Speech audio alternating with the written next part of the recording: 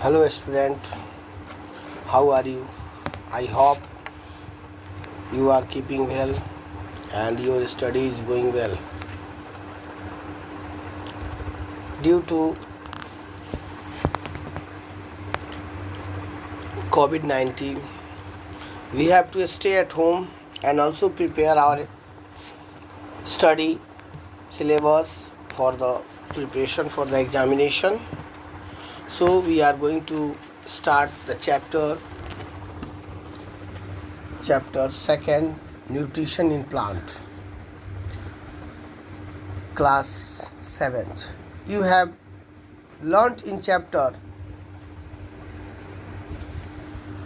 that plant can prepare their own food by the process of photosynthesis. Animals get their food from plants. We know that plants can prepare their own food by the process of photosynthesis, but animal cannot.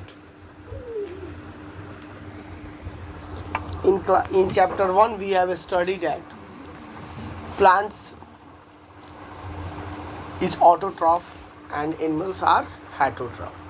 Why autotroph? Because plants make their own food with the help of photosynthesis and also sunlight, water, minerals, etc. But animals cannot make their food, they depend on plants, so that animals are called heterotrophs and plants are called autotrophs. In this chapter we will study about the animals get their food from plant either directly by eating plants or indirectly by eating animals. Suppose that plants, the herbivorous animal eat plants. They feed their fruit, leaves and branches of the tree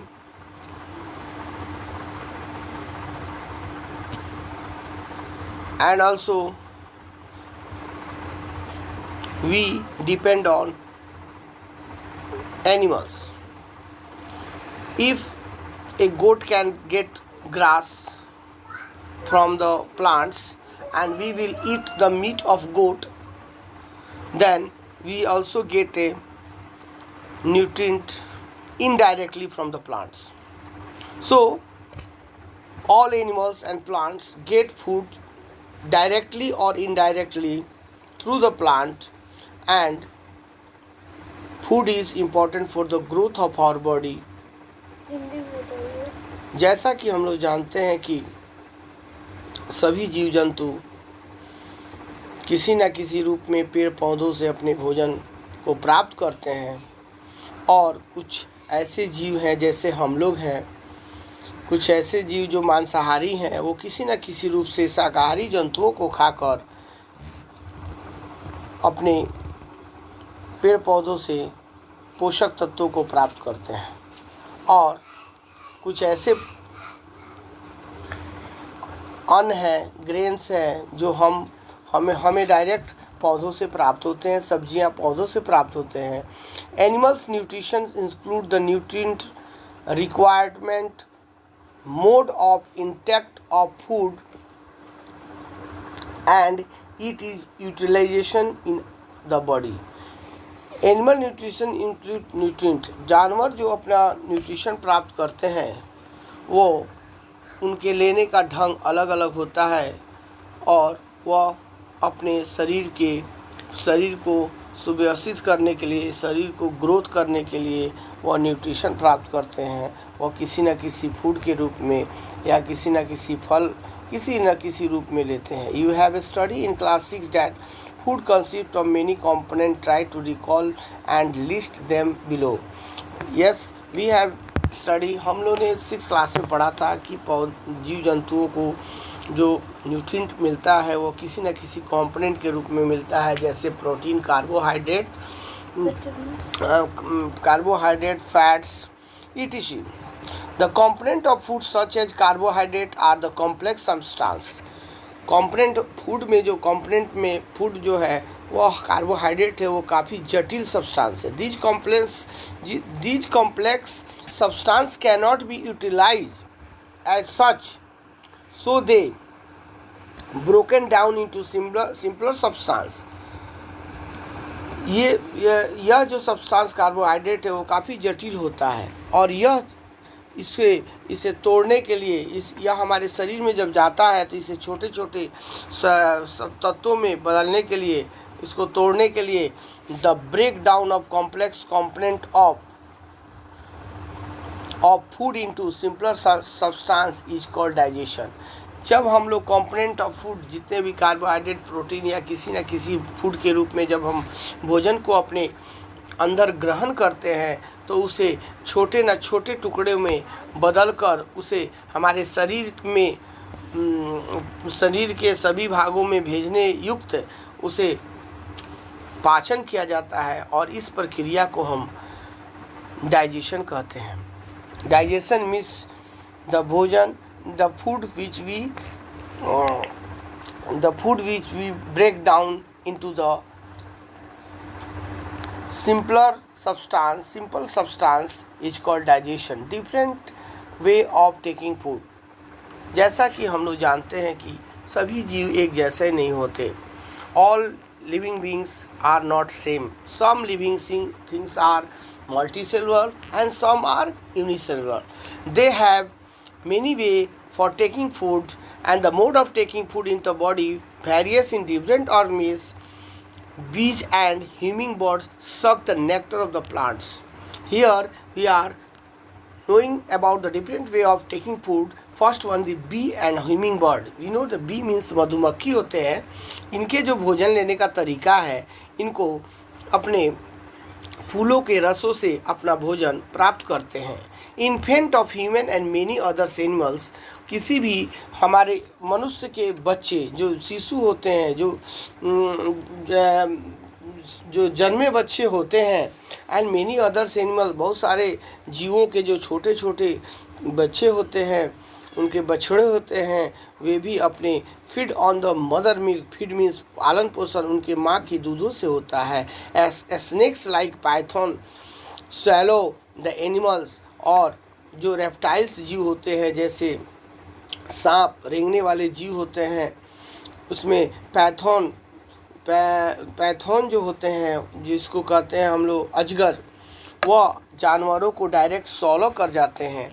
they prey upon some aquatic animals, filter tiny food particles floating nearby and feed upon them. कुछ ऐसे जीव जो होते हैं aquatic animal, as we know in 6th class, that aquatic animal, the animals which lives in water are called aquatic animals, and they have power to take food from the water and also breathe air through the water, and they can filter the tiny food particles floating nearby the feed upon them. वो जो जलीय जीव होते हैं वो जल से भोजन को फिल्टर करके, जो जल में तैरते हुए भोजन को फिल्टर करके वो अपनी भोजन की आवश्यकता को पूरा करते हैं और वो अपने आप को पालन पोषण कर लेते हैं. What is the type of food and mode of feeding.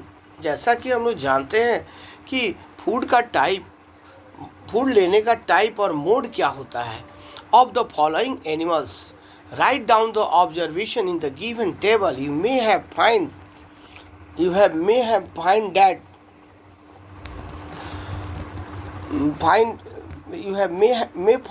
the list of mode of feeding given below the table helpful. Name the animals. A snail, kind of food or mode of feeding.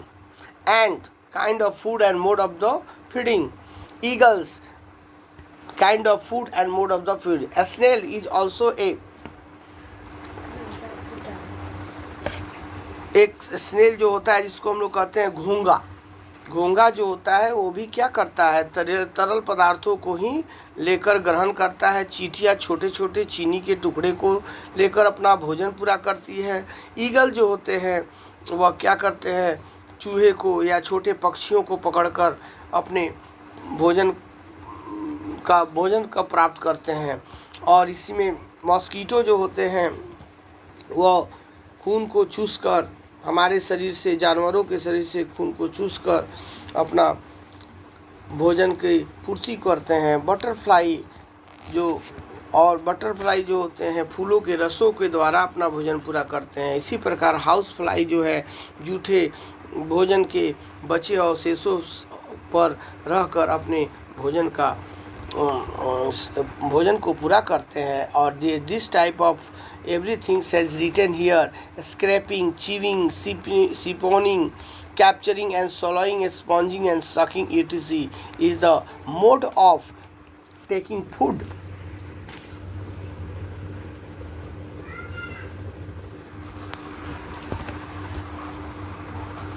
Amazing the fact, starfish feeds on the animals covered by hard cells of calcium. Starfish feed on the animals covered by the hard shell of calcium carbonate. After opening the shell, the starfish pop out its stomach through its mouth to eat the soft animal inside the shell. Starfish एक ऐसी जीव मछली जो जल में तैरने वाली जीव है। कवर्ड बाई हार्ड सेल, उसका शरीर जो है काफ़ी कड़े सेल से बना होता है। जो सेल है वो कैल्शियम कार्बोनेट का बना होता है।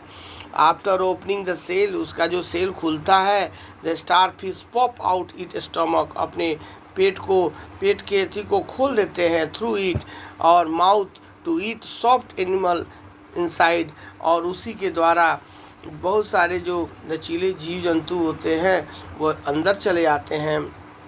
And the stomach then goes back into the body, और तुरंत उसका जो पेट होता है, पेट का जो छिद्र होता है वो बॉडी के अंदर चला जाता है। एंड फूड इज सॉलो डाइजेस्टेड, और तुरंत भोजन को क्या किया जाता है, सॉलो कर लिया जाता है और डाइजेस्ट हो जाता है। एंड डाइजेशन इन ह्यूमन, अभी तक हमने बहुत सारे जीवों के बारे में, भोजन लेने के बारे में जाना, लेकिन सबसे टिपिकल जो है we are the multicellular, हम लोग बहुकोशिकीय जीव है। और ह्यूमन में डाइजेशन की प्रक्रिया कैसे होती है इसको जानना बहुत ज़रूरी है। And this chapter and this topic will be we have to study in class 10th in ISC and other higher classes, so we have to study very carefully and also remember the name which organs inside our body। जैसा कि हम लोग जानते हैं कि digestion in human वह बहुत ही महत्वपूर्ण टॉपिक है जो हमारे शरीर से जुड़े हुए हैं, हमारे शरीर के आंतरिक अंगों से जुड़े हुए हैं, जिसका डाइजेशन हमारे शरीर के लिए काफ़ी महत्वपूर्ण है। अगर शरीर में डाइजेशन की प्रक्रिया सही नहीं होती है तो हमारा शरीर ग्रोथ नहीं करता है। We will be suffer from many disease and we take its food through the mouth.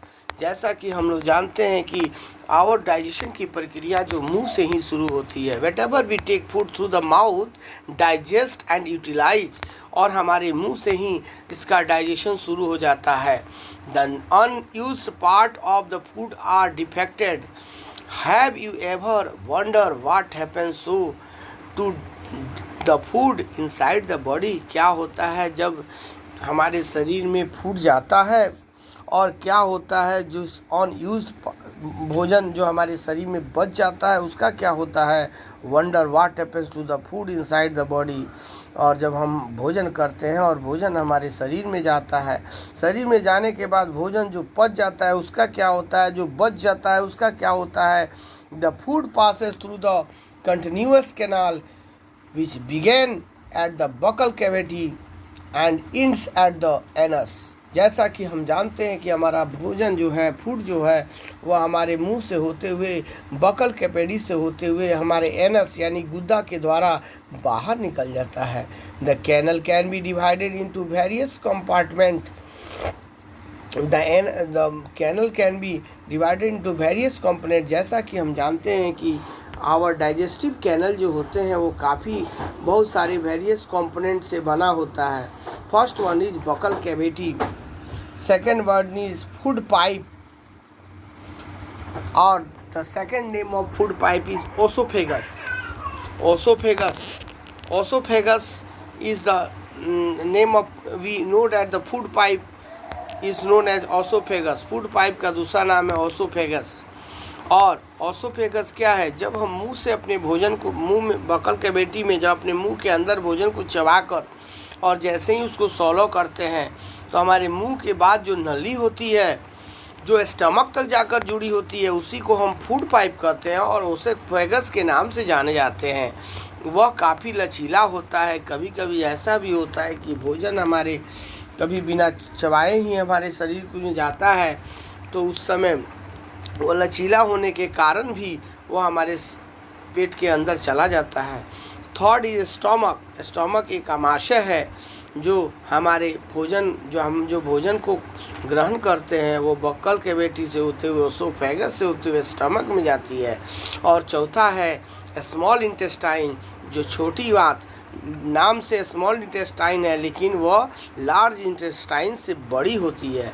Large intestine ending in the rectum, और लार्ज इंटेस्टाइन जो होती है वह रेक्टम तक जाती है. And the last is anus, और लास्ट है जो एनस, जिसके द्वारा अनडाइजेस्टेड फूड जो एक्सक्रिएट के रूप में बाहर निकल जाता है, मल मूत्र पैखाना के रूप में बाहर निकल जाता है. Very long path and it not a very long path. These part together form a alimentary canal digestive tract, और ये सभी पार्ट मिलकर alimentary canal या digestive tract कहलाते हैं. The food component gradually get digested as food travel through the various component, the inner walls of stomach and the small intestine and the various glands associated with the canal such as salivary gland, the liver and the pancreas. Stomach में से क्या होते हैं? Small intestine and the various gland, बहुत सारे gland होते हैं associated with canal such as salivary gland, liver and pancreas. Liver भी से जुड़ा हुआ होता है. बहुत सारे ग्लैंड्स जो सैलिवरी ग्लैंड से जुड़े होते हैं, लीवर से जुड़े होते हैं, पैनक्रियाज से जुड़े होते हैं, और सेक्रेट्स डाइजेस्टिव जूस. और ये जितने भी ये जो होते हैं सैलिवरी ग्लैंड और पैनक्रियाज, ये सब डाइजेस्टिव जूस क्या करते हैं कि वो तैयार करते हैं और जूस के रूप में हमारे भोजन में मिल जाते हैं. Digestive juice convert the complex substance food into simpler ones. और यही जो जूस जो बनते हैं वह हमारे स्टमक में जाकर और हमारे भोजन को छोटे छोटे कणों में सिंपलर सब्सटेंस में पचा देते हैं. And the digestive tract and associated gland together constitute the digestive system. और इस तरह सभी ग्लैंड मिलकर, सभी ग्लैंड से स्रावित जो जूस होते हैं वो उससे मिलकर, जो जाइम होते हैं उससे मिलकर हमारे भोजन को पचा दी जाती है. Now let us know what happen the food in different part of the digestive tract. और जैसा कि हम जानते हैं कि क्या होता है कि जब ये भोजन हमारे मुंह से होते हुए हमारे शरीर के अलग अलग भागों में जाता है तो किस भोजन का कहाँ किस तरह का पाचन होता है, कहाँ किस रूप में उसे सिंपलर सब्सटेंस में तोड़ा जाता है, इस प्रक्रिया को, ये इस चीज़ को हम आगे the mouth and the buccal cavity के रूप में हम जानेंगे. We will study this next part of this chapter next classes. And here are some questions I am going to send. I am going to give another description, so kindly do it this question through the through where till the chapter has we have read. Okay, thank you. Whatever you have liked this chapter and also you have get satisfied from my teaching, then you can give subscribe also and share it also and like and